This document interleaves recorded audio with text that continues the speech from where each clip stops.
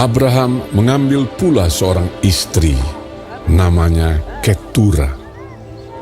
Perempuan itu melahirkan baginya Zimran, Yoksan, Medan, Midian, Isibak, dan Suah. Yoksan memperanakkan Sheba dan Dedan.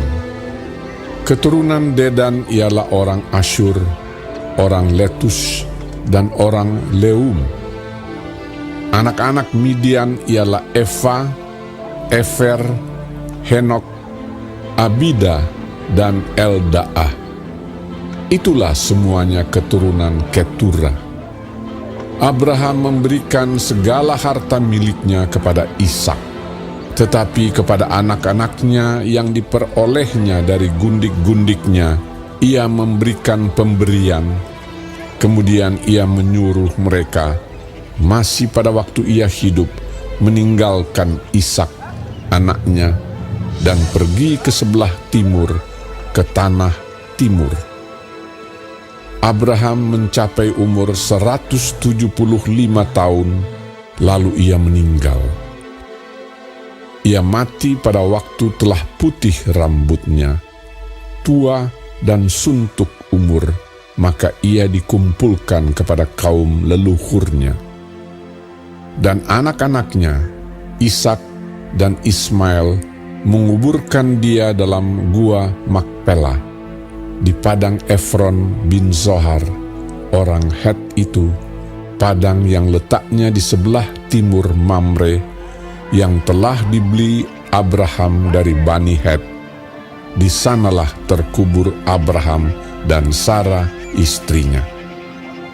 Setelah Abraham mati, Allah memberkati Ishak, anaknya itu, dan Ishak diam dekat sumur Lahai Roi. Inilah keturunan Ismail, anak Abraham yang telah dilahirkan baginya oleh Hagar, perempuan Mesir, hamba Sarah itu. Inilah nama anak-anak Ismail disebutkan menurut urutan lahirnya: Nebayot, anak sulung Ismail, selanjutnya Kedar, Adbeel, Mibsam, Misima, Duma, Masa, Hadad, Tema, Yetur, Nafis, dan Ketma. Itulah anak-anak Ismail, dan itulah nama-nama mereka menurut kampung mereka dan menurut perkemahan mereka, 12 orang raja, masing-masing dengan sukunya. Umur Ismail ialah 137 tahun. Sesudah itu ia meninggal. Ia mati dan dikumpulkan kepada kaum leluhurnya. Mereka itu mendiami daerah dari Havila sampai Syur, yang letaknya di sebelah timur Mesir ke arah Asyur. Mereka menetap berhadapan dengan semua saudara mereka. Inilah riwayat keturunan Ishak, anak Abraham. Abraham memperanakkan Ishak, dan Ishak berumur 40 tahun ketika Ribka, anak Betuel, orang Aram dari Padan Aram, saudara perempuan Laban, orang Aram itu, diambilnya menjadi istrinya. Berdoalah Ishak kepada Tuhan untuk istrinya, sebab istrinya itu mandul. Tuhan mengabulkan doanya, sehingga Ribka istrinya itu mengandung. Tetapi anak-anaknya bertolak-tolakan di dalam rahimnya, dan ia berkata, "Jika demikian halnya, mengapa aku hidup?" Dan ia pergi meminta petunjuk kepada Tuhan. Firman Tuhan kepadanya, "Dua bangsa ada dalam kandunganmu, dan dua suku bangsa akan berpencar dari dalam rahimmu. Suku bangsa yang satu akan lebih kuat dari yang lain, dan anak yang tua akan menjadi hamba kepada anak yang muda." Setelah genap harinya untuk bersalin, memang anak kembar yang di dalam kandungannya.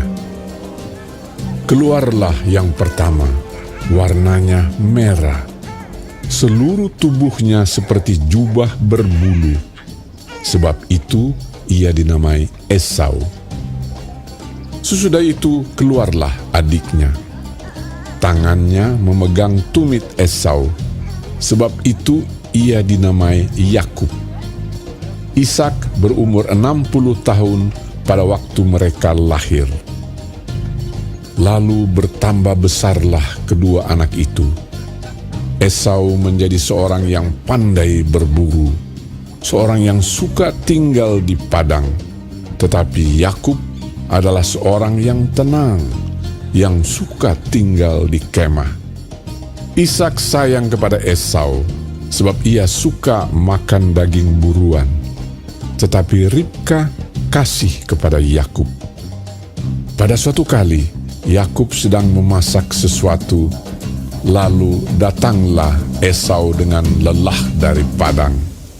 Kata Esau kepada Yakub, "Berikanlah kiranya aku menghirup sedikit dari yang merah-merah itu, karena aku lelah." itulah sebabnya namanya disebutkan Edom. Tetapi kata Yakub, Jualah dahulu kepadaku hak kesulunganmu. sahut Esau, "Sebentar lagi aku akan mati. Apakah gunanya bagiku hak kesulungan itu?" kata Yakub. Bersumpahlah dahulu kepadaku.